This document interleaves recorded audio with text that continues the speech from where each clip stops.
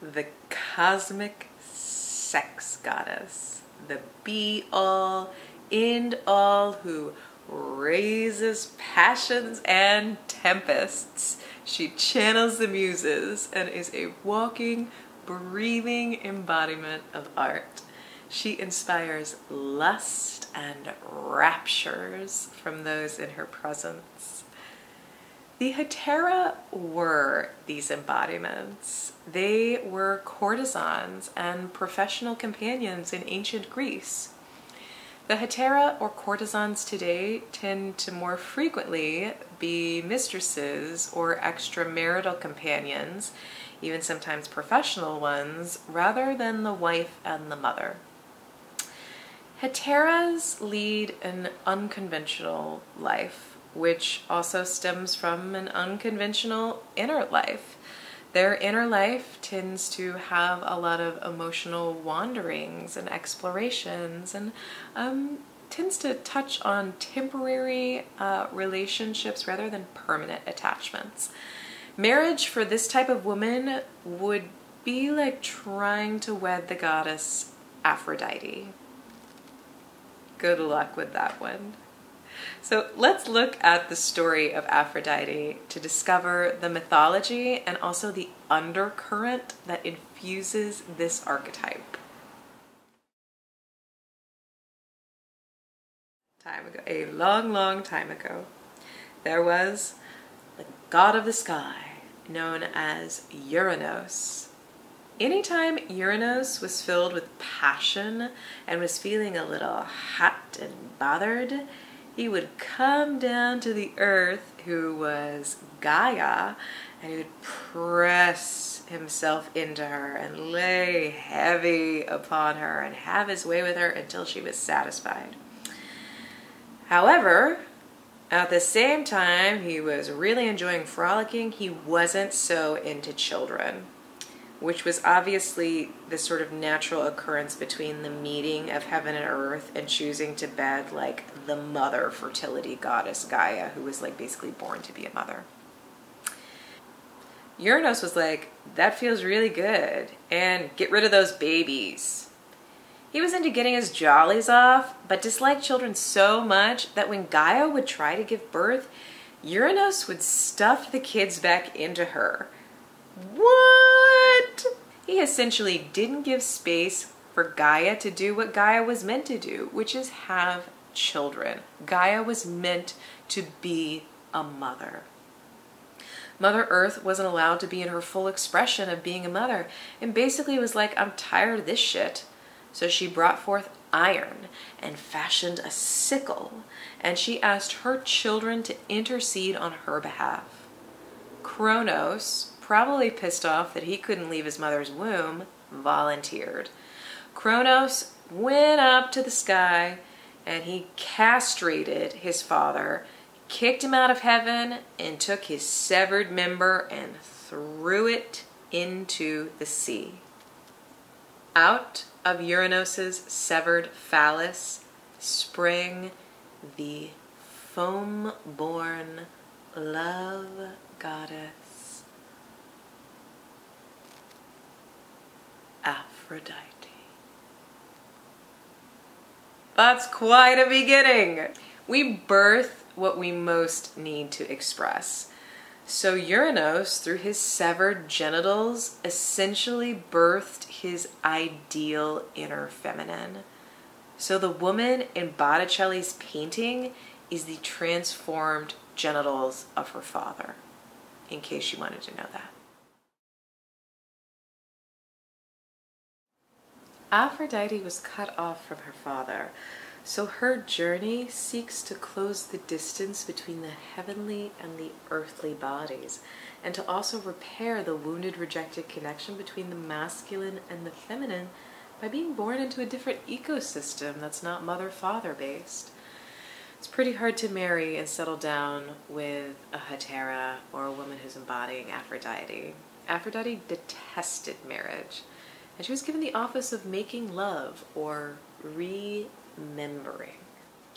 Aphrodite is a father wound. Essentially, every girl who leaves the father is Aphrodite. Part of her spiritual journey is learning how to become her own father. And the harmony for Aphrodite would mean becoming self-generating or father to one's own experience. That means being capable of independent thought and action, especially in the realms of love. No matter how sexual she is, a woman remains uncreative and thus unindividuated until she arouses that erotic energy and creative energy within herself. Aphrodite's journey, the search for freedom. In the book Dreams by Olive Schreiner, she says, "I saw a woman sleeping. In her sleep, she dreamt life stood before her and held in each hand a gift. In the one, love. In the other, freedom. And she said to the woman, 'Choose.' And the woman waited long and said, 'Freedom.' And life said, 'Thou hast chosen well.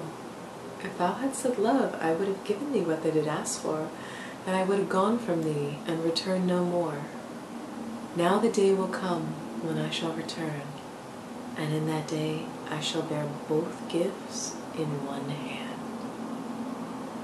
The wise Hetaira knows how to create harmony and balance in the relationship between love and freedom.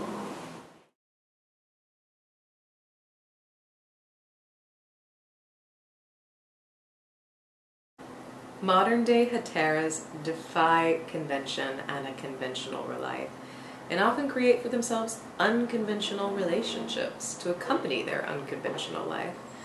Hetairas might be mistresses, or single by choice, or polyamorous, or a professional in the erotic arts. Part of the job and even the dharma of this archetype is to disrupt conventional systems of relating. She also might disrupt them so much that she might fall in love with a priest, or a nun, or a student professor. She might find herself moving into a situation where conventions like marriage and monogamy are disrupted. Her energy flows across boundaries, and it can be challenging and even life-destructive if the recipient and subject of attention has not reshaped his or herself to receive it. It often rests so far out of convention that the strong erotic soul energy can break down whole lives and shatter worlds.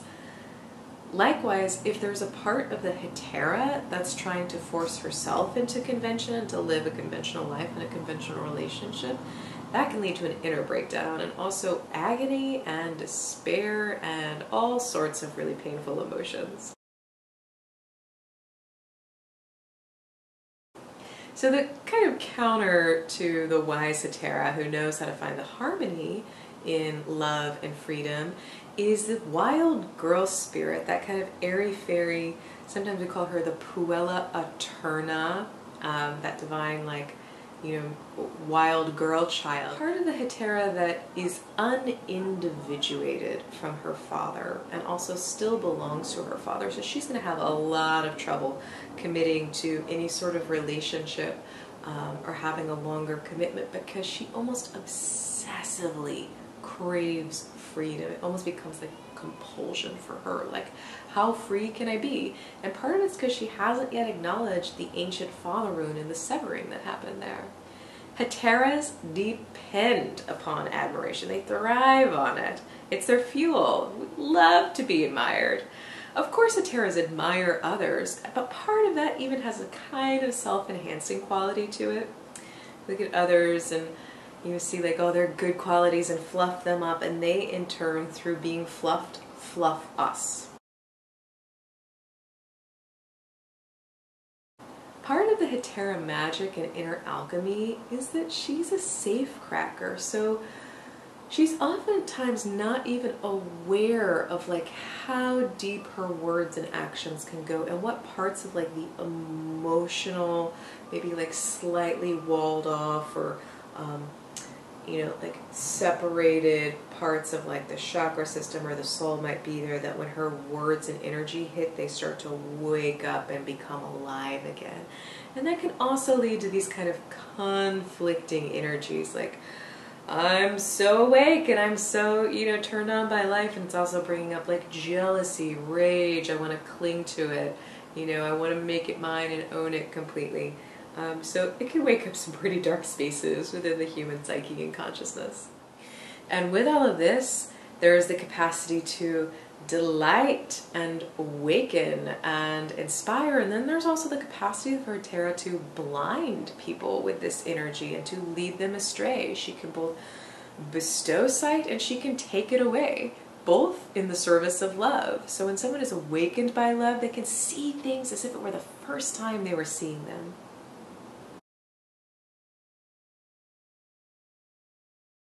The arts of the Hetaira.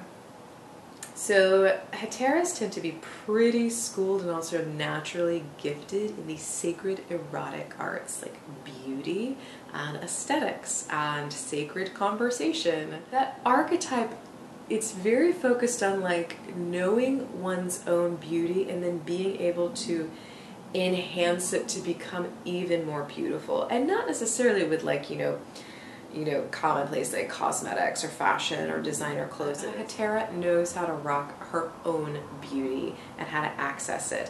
And she might do that with really interesting clothing that may or may not cost a lot of money. You know, it's up to her and, you know, her lifestyle. But also how to like touch into, you know, maybe playing a little bit with gender, or playing a little bit with different energies, like going really yang or mixing and matching the yin and the yang, or going into something that might be, you know, quite conventional and then drawing out the sexiness in it a little bit more. So they have this certain je ne sais quoi about them that they really know how to rock. The Hetaira is also a model of female entitlement. She claims pleasure and sees worth for her value and her companionship. Some view Hetairas as the first feminists, where their power of the arts and love put them in a female superior position. So the shadow is, the Hetaira is dependent upon admiration and she can lead people astray. And she also needs to be responsible with what she's awakening and activating in others. So part of the actualized Hetaira is that she's clear with her own boundaries and she chooses when and how her energy that doesn't align or resonate with certain relationship systems on the planet comes in, and also is responsible for who she's directing that energy to, and then it becomes an adult choice that has really clear boundaries, and she's also aware of the consequences that her energy brings in onto the planet.